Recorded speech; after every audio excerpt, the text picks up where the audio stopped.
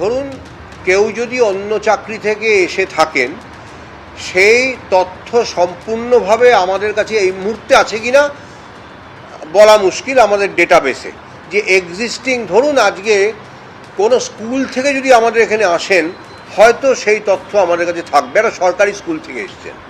কিন্তু যদি অন্য কোনো সরকারি প্রতিষ্ঠান থেকে কেউ আসেন, হতে পারে সেই তথ্য আমাদের কাছে নেই, থাকার কথা নয়।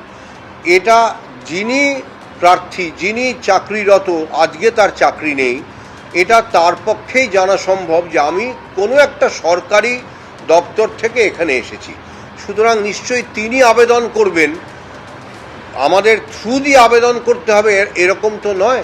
সুতরাং তিনি আবেদন করবেন, আমি এই রায়ের জন্য আমার স্কুল সার্ভিস কমিশনের এই চাকরিটা আমার আজকে নেই, আমি ফিরে যেতে চাই, মহামান্য শীর্ষ আদালতের এই রায়টা তার সমর্থনে আছে। তো সেটা দেখিয়ে ওই সংশ্লিষ্ট দপ্তরের কর্তব্য তাকে নিয়োগ করা। একটা সময় সীমাও বোধহয় আছে 3 মাস। 3 মাসের মধ্যে তিনি ফেরত যাবেন এবং প্রয়োজনে সুপার নিউমারি পোস্টও ক্রিয়েট করতে হতে পারে, এটাও রায়ের মধ্যে উল্লেখ করা। হাইকোর্টের রায় বহাল রয়েছে সুপ্রিম কোর্টে। এসএসসি 2016 পুরো প্যানেল বাতিল হয়ে গেছে, চাকরি হারিয়েছেন 25,752 জন।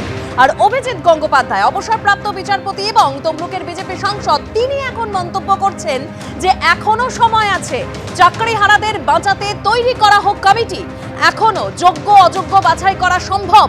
মুখ্যমন্ত্রীর কাছে কমিটি গঠনের আবেদন হাইকোর্টের অবসরপ্রাপ্ত বিচারপতি ও বিজেপি সাংসদ অভিজিৎ গঙ্গোপাধ্যায়।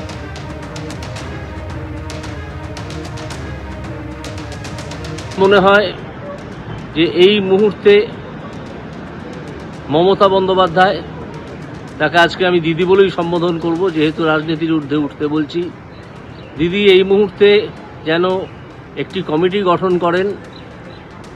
এবং কেন করবেন এটা বলছি যে আমি মনে করি, আমি যতদূর জানি, আমি যতদূর বুঝেছি, এই যারা জালিয়াতি করে চাকরি পেয়েছে এবং যারা সত্যি সত্যি ভালোভাবে সৎভাবে পরীক্ষা দিয়ে চাকরি পেয়েছে, তাদেরকে আলাদা করা আজও সম্ভব।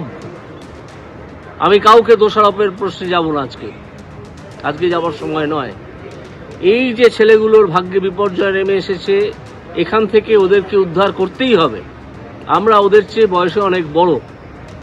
আমি বলবো একটা কমিটি গঠন করুন, যার মাথায় চেয়ারম্যান হিসেবে শিক্ষামন্ত্রী থাকতে পারেন, যেখানে অ্যাডভোকেট জেনারেল থাকতে পারেন, যেখানে বিকাশ রঞ্জন ভট্টাচার্য থাকতে পারেন, যেখানে আমি থাকতে পারি, এবং যেখানে যারা মূল মামলাগুলো করেছিলেন সেই সুদীপ্ত দাশগুপ্ত, বিক্রম ব্যানার্জি এবং ফিরদৌস শামীম, এরা থাকতে পারেন, এবং স্কুল সার্ভিস কমিশনের চেয়ারম্যান এবং তাদের আইনজীবী থাকতে পারেন।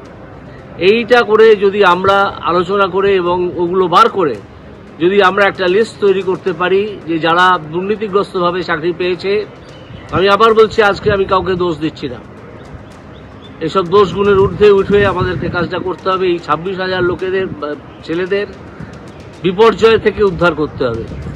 আমরা লিস্টটা তৈরি করে ফেলতে পারবো বলে আমি আজও মনে করি।